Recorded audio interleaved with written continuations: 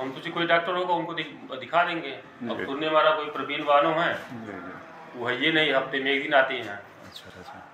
और मैडम भी नहीं है, नर्स भी कोई नहीं है यहाँ पे। 16 नंबर में ताला लगा हुआ है।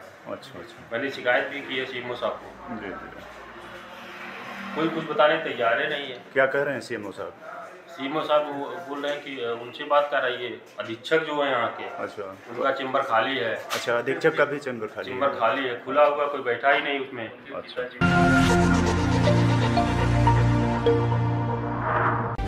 भ्रष्टाचार एक आम समस्या जो लोक प्रशासन के क्षेत्र में एक ऐसा रोग है जिससे समाज को अनवरत परेशानियों का सामना करना पड़ता है और करना पड़ रहा है। सुशासन के अंतर्गत समाज की सुरक्षा प्रशासन का एकमात्र कर्तव्य है, परंतु समाज के प्रतिष्ठित लोक सेवकों द्वारा अपने दायित्वों का निर्वहन ईमानदारी से न किए जाने के बाद या उसके फलस्वरूप समाज में फैली विकृतियाँ जिससे गैर सामाजिक प्रवृत्तियाँ कम होने के बजाय लगातार बढ़ती जा रही हैं। और हद तो तब हो जाती है जब जीवन के प्रति जवाबदेह और धरती के भगवान कहे जाने वाले जीवन रक्षकों द्वारा विभाग के आला अधिकारियों को अपनी झूठी कर्तव्यनिष्ठा दिखाते हुए वाहवाही लूटने का प्रयास किया जाता है, जो समाज में निरंतर चिंता का विषय बनता जा रहा है। चाहे कितनी भी स्वास्थ्य सेवाओं से बेहतर चिकित्सा व्यवस्था संसाधनों की पर्याप्तता के प्रति सरकार जितना भी दावा कर ले, लेकिन हकीकत इन अधिकारियों की बदौलत तो सामने आ ही जाती है। जब इलाके के गरीब व मरीज व उनके तीमारदार बेहतर स्वास्थ्य सुविधाओं के उम्मीद के साथ करोड़ों रुपए खर्च पर तैयार बड़ी बड़ी इमारतें जो बीमारों का जीवन रक्षक केंद्र है, इसे अस्पताल कहा जाता है, जहां सरकारी खर्च पर धरती के भगवान बैठाए गए हैं, जो स्वास्थ्य विभाग के बड़े बड़े दावों की पोल खोलकर सामने रख देते हैं। जहां स्वास्थ्य केंद्र पर संसाधनों की पर्याप्तता के साथ उत्तम सुविधाओं का दावा तो किया जाता है, परंतु सुविधा प्रदाता धरती के भगवान केंद्र मर्दी पर अपनी उपस्थिति दर्ज कराते हुए चेंबर में रखे एक लंबे उपस्थित अभिलेख पर हस्ताक्षर कर भगवान गणपति को सुपुर्द कर नदारद हो जाते हैं। और उनके दर्शन तब होते हैं जब सप्ताह में एक दिन सायंकाल की आपातकाल की ड्यूटी बुलाई जाती है। अब वह पूरे सप्ताह भर का समय कहाँ व्यतीत करते हैं उनसे कौन पूछ सकता है, जो अंधेर नगरी जैसी कहावत को चरितार्थ कर रही है।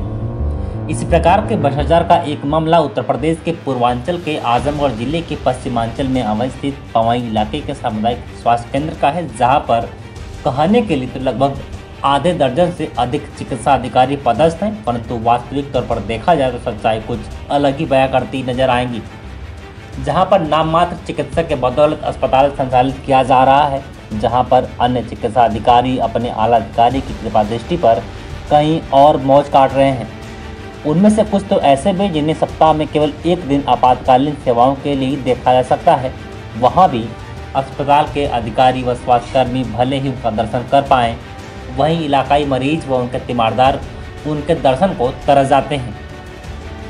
जब इलाकाई मरीज उस अस्पताल पर ओपीडी सेवाओं हेतु पहुंचते हैं तो डॉक्टर साहबान का चेंबर तो खुला मिलेगा, लेकिन डॉक्टर साहब या तो अपने घर अपनी क्लिनिक चला रहे होंगे अथवा कहीं और होंगे।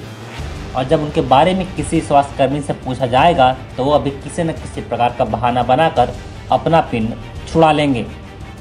स्क्रीन पर आप देख सकते हैं कि जहां इलाके का एक तीमारदार मरीज को लेकर सामुदायिक स्वास्थ्य केंद्र पवई पर पहुंचता है और डॉक्टर साहब के संपर्क हेतु एक चेंबर से दूसरे चेंबर तक चक्कर लगाता रहता है।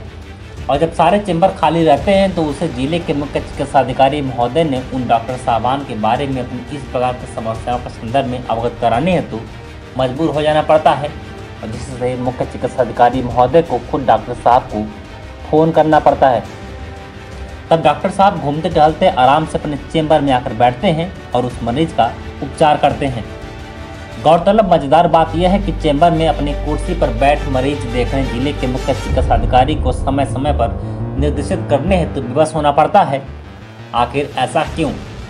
इतना ही नहीं, संयोगवश जब सप्ताह में एक रात्रि के लिए आपातकालीन सेवा में लगी ड्यूटी के समय यदि किसी इलाकाई मरीज अथवा उसके तीमारदार द्वारा गलती से बस पूछ भी लिया जाए कि डॉक्टर साहब आप कहाँ रहते हैं, साहब अपने रुतबे में आकर उस पर रोग झाड़ने से जरा भी गुरेज नहीं करेंगे।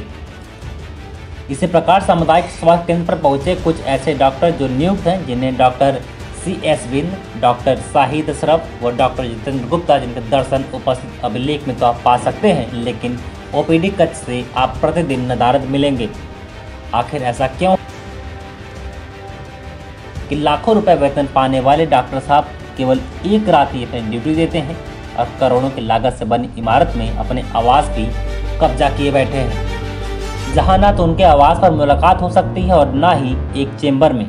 दूसरा यह कि उक्त सामुदायिक स्वास्थ्य केंद्र के अंतर्गत 4 अतिरिक्त प्राथमिक स्वास्थ्य केंद्र भी हैं, जहां किसी केंद्र पर तो 3-3 चिकित्सा अधिकारी सहित 5 से 7 कर्मचारी पदस्थ हैं, तो वहीं अतिरिक्त प्राथमिक स्वास्थ्य केंद्र खंडोरा केवल एक फार्मासिस्ट के बदौलत चलाया जा रहा है। ऐसा क्या है कि वह अतिरिक्त प्राथमिक स्वास्थ्य केंद्र बाग बहार में 3 चिकित्सा अधिकारी, 1 फार्मासिस्ट, 1 वार्ड बॉय नियुक्त हैं, तो वहीं करोड़ों के खर्च पर तैयार सरकारी इमारत को त्याग कर सरकारी किराया भुगतान पर निजी इमारत में चल रहे अतिरिक्त प्राथमिक स्वास्थ्य केंद्र सलारपुर में 1 चिकित्सा अधिकारी, 1 फार्मासिस्ट व 1 वार्ड बॉय नियुक्त है, तो ये अतिरिक्त प्राथमिक स्वास्थ्य केंद्र खंडोरा को केवल 1 फार्मासिस्ट द्वारा चलाया जा रहा है। सवाल फिर से वही है कि आखिर ऐसा क्यों रहा है। इसे हम खुद बयान कर रहे हैं कि सामुदायिक स्वास्थ्य केंद्र पवई से लेकर अतिरिक्त प्राथमिक स्वास्थ्य केंद्र पर जितने भी चिकित्सा अधिकारी नियुक्त किए गए हैं वह सभी पड़ोसी जिले जौनपुर अंबेडकर नगर सीमा से संबंध रखते हैं तथा अस्पताल से उनके घर की दूरी मात्र लगभग 10 व 15 से 30 किलोमीटर तक है। इसलिए प्रातःकाल अस्पताल पहुंचकर जब उपस्थिति अभिलेख में अपनी वो उपस्थिति दर्ज कराते हैं और वहां से तुरंत फुर हो जाते हैं। इलाकाई व पड़ोसी जिले की सीमा के बीच के निवासी होने के कारण भरपूर फायदा उठाने में जरा से भी चूक नहीं करते, जिसका परिणाम यह होता है कि वह आए दिन यहाँ पर कुछ न कुछ विवाद की स्थितियाँ उत्पन्न होती रहती हैं। अभी कुछ दिन पहले ही डॉक्टर व मेडिकल स्टोरों के संचालकों के बीच दवाओं की बिक्री, कमीशन खोरी के मामलों को लेकर आपसी मतभेद इस कदर बढ़ गया था कि स्वास्थ्य विभाग के अधिकारी को संज्ञान लेना पड़ा, जिसका परिणाम यह है कि पैथोलॉजी संचालकों सहित मेडिकल स्टोर के संचालकों के ऊपर सुसंगत धारा में मुकदमा पंजीकृत करवा दिया गया। वहीं अपने भ्रष्ट कारनामों के लिए इलाके में चर्चित चिकित्सा अधिकारी के ऊपर कोई कार्यवाही न होने से इन चिकित्सा अधिकारियों द्वारा किए जा रहे भ्रष्टाचार का दायरा लगातार बढ़ता जा रहा है। इतना ही नहीं, वह भ्रष्ट कारनामों से इलाकाई आवाम को कंगाल तथा स्वयं को मालामाल कर रहे हैं, जिससे सामुदायिक स्वास्थ्य केंद्र पर लगातार मरीजों की संख्या में कमी देखी जा रही है। हालांकि उन चिकित्सा अधिकारियों का तो मज़ा ही मज़ा है जो यहाँ नहीं तो कहीं और अपना काम कर लेंगे। वेतन तो उन्हें मिल ही रहा है, परंतु इलाकाई आवाम के लिए चिंता का विषय बनता जा रहा है, जिसे लेकर इलाके में लगातार तरह तरह की चर्चाओं का दौर जारी है, जिससे इस प्रकार की कुव्यवस्था से निजात पा लेना चुनौतीपूर्ण है। देखना यह है कि जिले के आलाधिकारी ऐसे भ्रष्टाचार के मामलों को कितना संज्ञान लेते हैं तथा इसका क्या परिणाम निकलकर सामने आता है। इस पर हमारी निगाहें अनवरत बनी रहेंगी तथा इस प्रकार की खबरों से हम आपको लगातार रूबरू कराते रहेंगे। तब तक आप देखते रहिए नेशनल कवरेज से प्रेम प्रकाश तिवारी की रिपोर्ट।